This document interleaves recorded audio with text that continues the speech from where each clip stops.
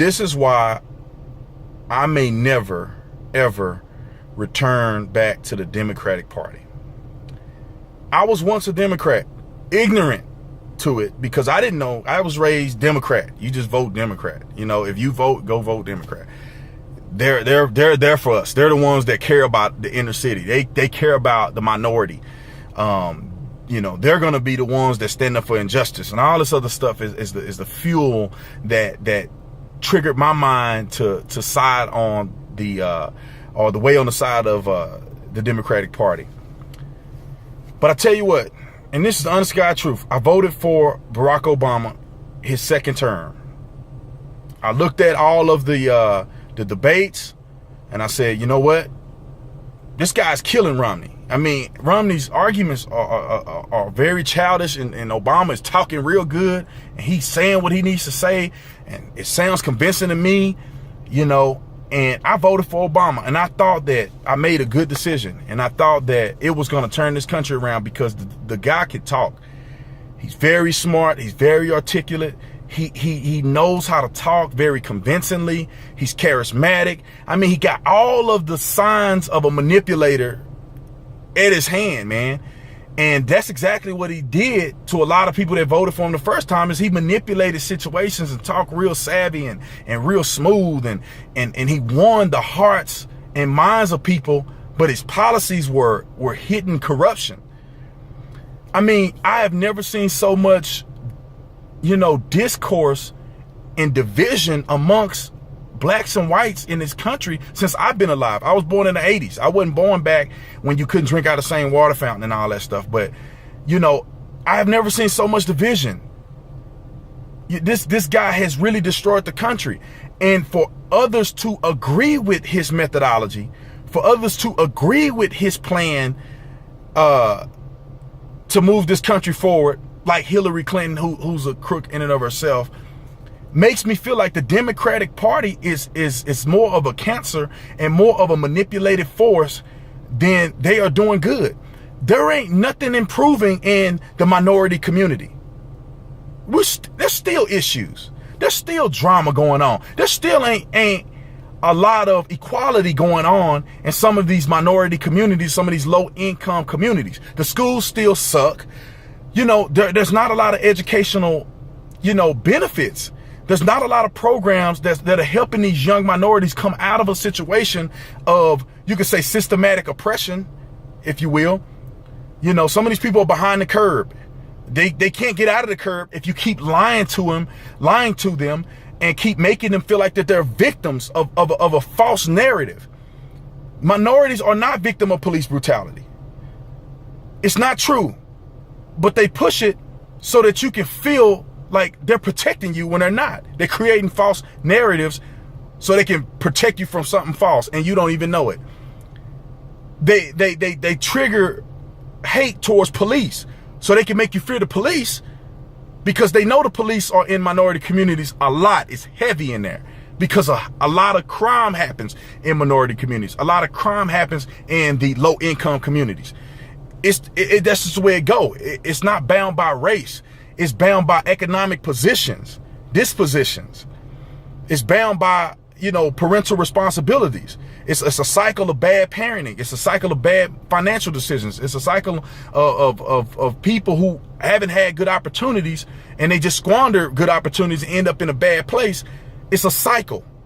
And the Democratic Party and some of the leadership that we have in place right now aren't going to get people out of that situation by feeding them food stamps, by telling them that the cops are against them, by telling them that they're facing some type of mysterious oppression when they're not.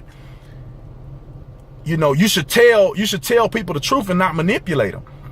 Tell the minority community that if you want to make a difference, then you need to get on the police department. The police department isn't your enemy. But if you want to make a difference, then you need to infiltrate the police department, and then you need to patrol your own communities. That's how you make it successful. If you want to riot, no, you don't justify Black Lives Matter as the negative organization that the world can see. Some people may be thinking something very different than the mainstream approach and the rioting and the protesting and the hate and the division and the racism that everybody in America and everybody around the world can see displayed on national TV from this organization. Instead of placating to the organization, what they should do is they should say, you know what, let's gear this organization to focus on more community introspection. Let's get the Black Lives Matter to go in the community and protest and let it be known across the world that we're not letting criminals behave the same ways in our ghettos anymore or in our neighborhoods anymore. It's not happening. Homie, you're going to have to come off the corner from selling dope. You ain't selling it today. You're not selling it to my kids. No, there ain't no dropout rate. We're going to get together as community financially and psychologically, and we're going to motivate our children. We're going to get hundreds and thousands together instead of blocking the roadway. We're going to go into these schools and find ways to volunteer to make sure that all of our kids graduate. And you know what? We could get 1,000 or so people together and say, F the police. We need to get 1,000 or so people together and put money together to make sure that we can scholarship some of these people, some of these young people that's coming out of college that don't have an opportunity, don't have parents that are financially stable. These are the things that the Democratic Party should be preaching. You don't send staff from the White House to the funeral of a person who's a criminal, a person who knocked off a convenience store and then tried to fight a police officer for his firearm and end up charging at a police officer. And if the situation would have been reversed, he may have killed a police officer, or he would have been going to jail anyway for multiple felonies, been in prison. That's not the representation, that's not the ideology that you want to extend to young people in these minority communities, to think that that's glorified, that that's acceptable. If you don't like what the police did, okay, investigate it. But that ain't acceptable as well. That's not acceptable for you to act out of character and try to fight with a police officer. We don't need leadership in this country that's going to placate to that. We need leadership that's going to focus on who we are. I looked at an article that said that we're giving over $20,000 per refugee. $20,000. I mean, give my family $20,000. Give some of these people that I see while I'm on calls that can't eat and that's living check to check. Give them $20,000. Give them $2,000. Give them $1,000. Give them a job. Those things are going to make a difference. Instead of bringing people into a country and we're falling apart. We can't even get along with one another. We're still dealing with racism. And you're talking about helping other people and bringing other people into this country that's not vetted. We got terrorist attacks happening all over the world in these European countries.